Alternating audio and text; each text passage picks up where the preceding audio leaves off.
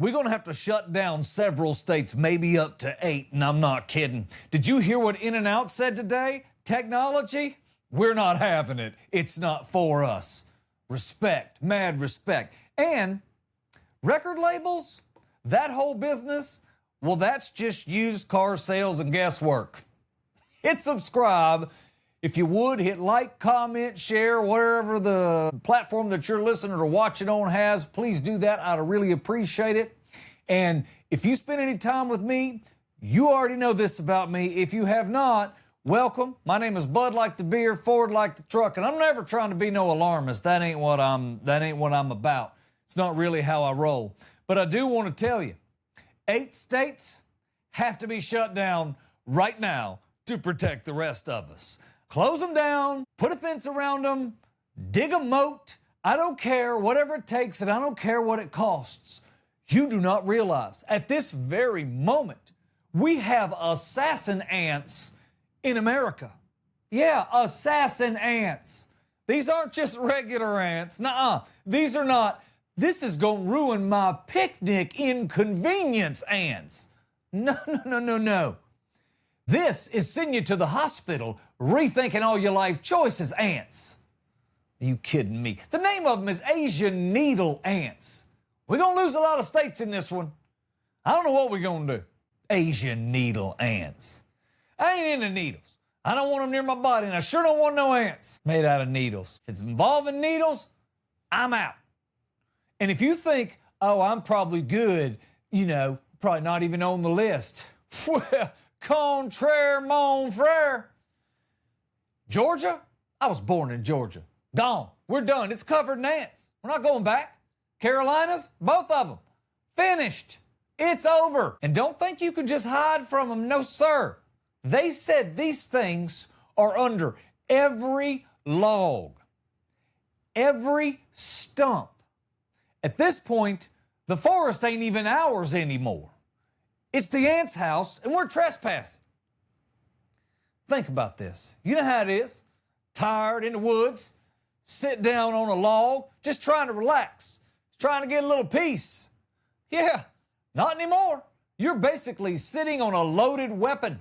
These things, look, they just come right up through the middle, right up through the bark. They don't care. They don't bother with ant hills. That's so 1990. They don't need them anymore. These ants come up out of nowhere, moving like special ops. No mounds, no warning, just moving death and destruction. We all gonna wind up eradicated by these before long. Things don't know no mercy. They're in mulch. They're in potted plants. They're in wood piles. So basically, everything at Home Depot is suspect. Yeah, be careful. Don't go in there without protection. Think you're holding on to a basil? Nope, it's an attack. You deserve better than that. Oh, and the sting? Funny you should ask. I happen to have the info. Yeah, it's not just a sting. It's not just a ouchie and I'll go on about my life. No, it's not. This thing, throbbing, painful, comes back later in the day. What? That's not a sting. That's a subscription. And they say that it can cause allergic reactions worse than a bee sting. What are we talking about right now? So now we have ants competing with bees. We had a system. Ants stayed small. Bees handled the danger, and snakes took care of the rest. Now the ants are like, you know what? We want in on some of this. I probably should have told you this up front. The worst part is, they've been here for 100 years. We just now noticed. Yeah, they've been plotting like windmills to take over the whole world. Just sitting, lying in wait. You can't trust an enemy like that. Sit around for 100 years and we don't do nothing about it. That's the most American thing I ever heard. Deadly ants chilling for a century. Nobody's talking about it. Georgia had to know. They're infested. It would have took them 6 weeks to tell us, but still. What we're trying to... Oh, shut up. If you got something to say, text it. I know I'm from Georgia. Texas forever. Now they hit us with the truth. And the truth is, they're here to stay. Yeah, they're not going anywhere. That's our plan. We're just going to let them hang here and coexist with assassin ants. No, I'm not. Why is nobody called Tommy Lee Jones? Well, he's getting along in it too. How about the NCIS crew at the very minimum? I want to search every outhouse, outlet, backyard barbecue for these killer ants, and I want them eradicated. I see why that line didn't work like the one in The Fugitive. Probably going to go back to the editing room on that. Probably should be rewritten. But at what point? I mean, as humans and as a country, do we not step in and go, wait a minute, I don't care about the straight of horrible decisions, I care about this. This feels like a situation where we need someone standing at a podium immediately going, I'm here to address the situation because right now the strategy is be careful where you sit. That's not a strategy. That's advice you give at a family reunion. Listen, don't sit next to your Uncle Steve. You know better. You're telling me I got to go outside now like I'm defusing a bomb, checking the mulch, tapping logs, make sure nothing in there, scanning the area. Can't let my kids go outside and play. If you in Georgia, Tennessee, you be lucky to have them kids. You lucky you alive now. All these ants around. Better get them kids and wrap them up in bubble wrap and keep them in the kitchen. I don't want nothing to happen to them. This is serious business. Start taking care of stuff around here. All you want to do is sit down. Next thing you know, you're gone. Disappeared. And you know somebody's already got stung by these things plenty of times. Tried to play it cool. Oh, it's fine. It's a little ant bite. Meanwhile, their whole arms negotiating with God, and they probably wound up losing it. They say they're not aggressive, which frankly makes it harder for me to dislike them. Now I feel bad because I want to get rid of them. But it ain't really their fault, because if they're not aggressive, that just means we got caught slipping.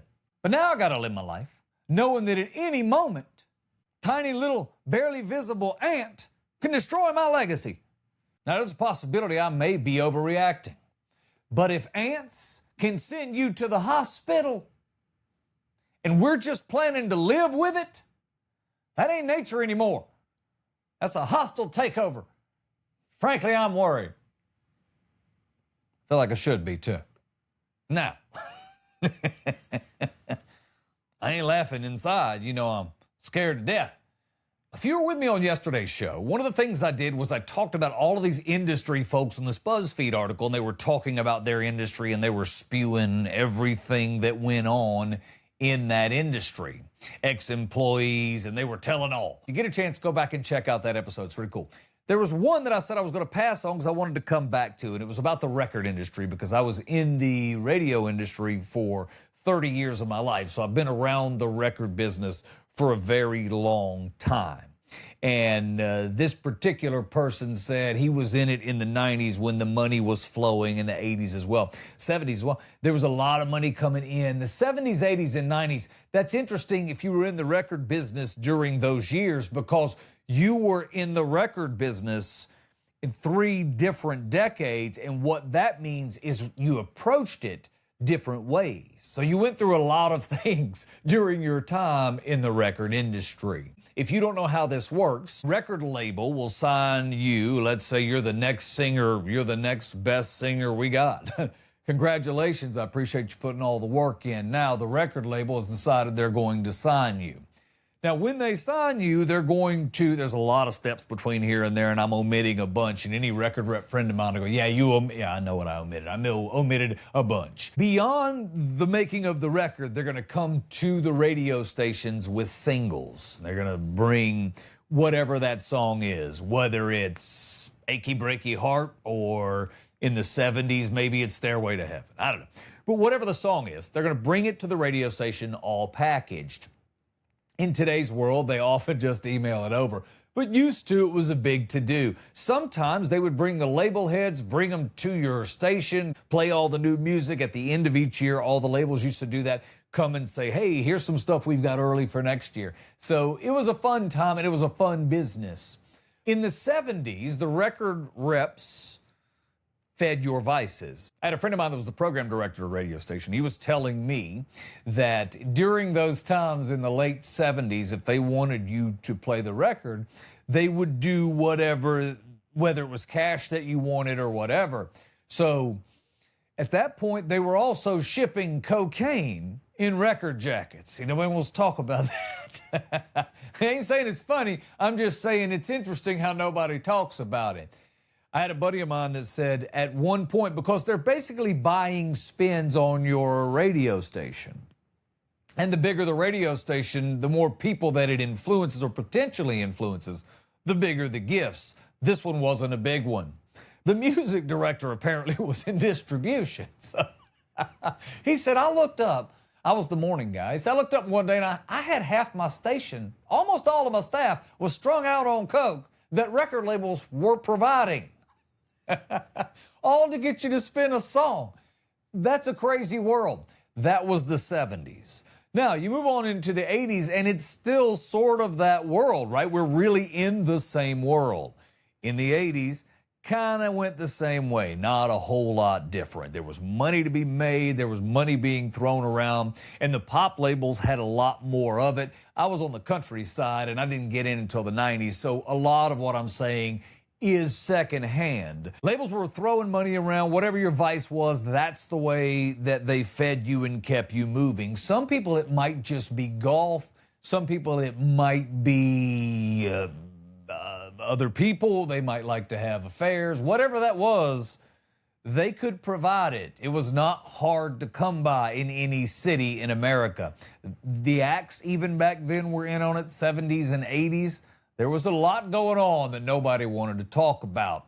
And that's okay. I'm not going to blow the cover on a bunch of that stuff. We'll just keep that on the DL. We may talk about it on another episode. But back in those days, the radio stations had power, so the record labels wanted to make sure that they got their product in front of those program directors. Big-time fancy dinners, big checks, a lot of talk. Sometimes in the 70s and 80s, money changed hands. What do record reps do, if you've ever wondered? They're used car salesmen. They're peddling the next latest, greatest hit. And every song that comes out is the latest and the greatest. Now, I'm not saying it's a bad industry by any means. There were, in the 80s, those folks were making a lot of money. In the 90s, in the 2000s, things started to change a little after Elliot Spitzer made some changes. But before all that happened, by the time I show up in the 90s, I remember getting on a bus, and it was a stretched Hummer, as I recall. Humvee, no, it was a Hummer. It was a big one, right? So I get in on the thing, and I'm by myself, and I got that said where I worked, my little badge that said program director, blah, blah, blah. And there was a concierge on the Hummer. So you were just kind of coming in, coming out. And the concierge says to me, what do you want? So I don't know. Thought I was going to check out this concert. He said, what do you want? I said, want to see the show. And then another dude popped on, and another dude popped on, and then that dude asked them, what do you want? And then they told them what they wanted. And they got things that, I just wanted to see a concert. That's not what they were on the bus for. I did not know that. I did not know that's how this worked. If I could go back and reevaluate some things, I might ask for things a little different. But either way, so that's how that works. And we have conferences and things where they parade the new artist in front of us, and it's sort of a hype machine, which is everything that happens on radio or music and all of television too, right? The artists get hyped. The record labels, the used car salesman, if you will, their team, get the pressure because somewhere a record executive went in front of another one and convinced an entire team that this is the one. This guy is Garth Brooks #2. This guy's Elvis #2. This is Drake on steroids or whatever. See what I mean? A lot of confidence, no certainty. That's not how it works. So just like the man said in the article, what are they doing? They're doing a whole lot of guessing. That's it. It's a lot of guessing. And when there was money floating around and a lot of it, I think it was educated guesses. I think they were also putting some focus group money out. You put this in front of 100 people. You find out how are we on the likes. Do they turn it up, turn it down, or leave it alone? Once you find that data out, you can start moving forward. Now, that hasn't been done in a very long time because they're not making a ton of money either. The whole way that artists are paid was shifted many, many years ago, too. I'll talk more about that on a later episode. When you think about people, and maybe you've known some people or you've been around some acts and you went, hey, they should be a superstar, and they never make it. And you're like, why? They're super talented. It's not really a game about talent in most cases. The best talent's not going to make it. It's a mediocre talent business at best. Timing is huge. It's not what you know, it's who you know, what can you bring to the table, and how much money is backing you. Period. It's a timing game. If Taylor Swift is 30 years earlier, it might not work. It might not be packaged the same. You see what I mean? It's really a timing game, and it's where they fit in the whole musical wheel, because there are times when pop songs are better and they're selling more music, and there's times when country songs are selling blah, blah, blah, and all the different genres of music. So the labels are absolutely guessing. They're placing bets. We all think on the outside, at least I always did, that it was a system. They were like, okay, we're going to come with this, then we're going to come with a slow song. Let's get this up tempo. We want a beats per minute count of, let's say, 118. And then we're going to come back with a slow song as we move into those months towards Christmas so that we can help sell the records. And I like to believe there was a lot of science. As I got closer to the industry, I found like, nope, it's a casino. Bing, pull the arm. Let's see what we get. They didn't know any better than anybody else. I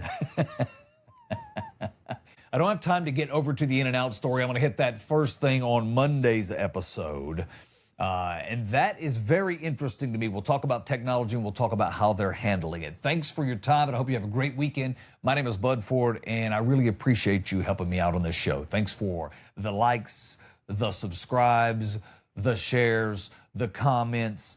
Thank you so much on all the platforms. Wherever you're listening or watching, it means a lot. We jumped up 100 downloads in a day. It's pretty good. And the fact is, we're not advertising or spending any money, which we'll eventually do that. But right now, I'm just at the beginning portion of this. So thank you very much for all you're helping me do.